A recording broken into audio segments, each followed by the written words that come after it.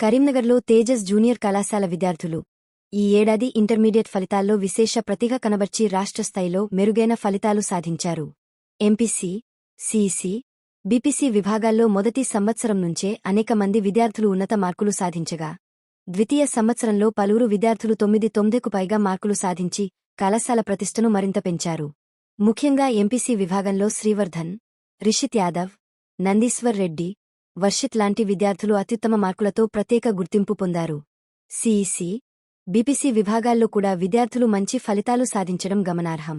ఈ సందర్భంగా కళాశాల చైర్మన్ సతీష్ రావు మాట్లాడుతూ, విద్యార్థుల కష్టపడి చదివే తత్వం, ఉపాధ్యాయుల మార్గదర్శకత్వం వల్లే ఈ విజయాలు సాధ్యమయ్యాయని తెలిపారు. భవిష్యత్తులో కూడా ఇదే ఉత్సాహంతో ఇంకా మెరుగైన ఫలితాలు సాధించాలని ఆకాంక్షించారు.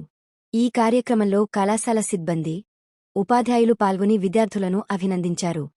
2026 ఇంటర్ ఫలితాలలో మా తేజస్ జూనియర్ కాలేజ్ విద్యార్థులు అత్యుత్తమ ప్రతిభ కనబరిచి రాష్ట్ర స్థాయి మార్కులు సాధించడం జరిగింది.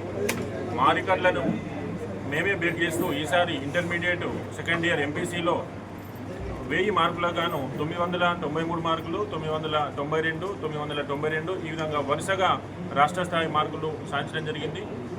అదేవిధంగా ఎంపీసీ ఫస్ట్ ఇయర్లో 470కి గాను 467, 467, 466, 66 ఈ విధంగా 100కు పైగా విద్యార్థులు 460కి పైగా మార్కులు సాధించడం జరిగింది.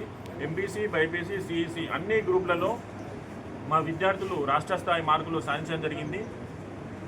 ఎంపీసీ ఫస్ట్ ఇయర్లో 470కి గాను 467, 67, 66 వరుసగా కంటిన్యూగా మార్కులు రావడం జరిగింది.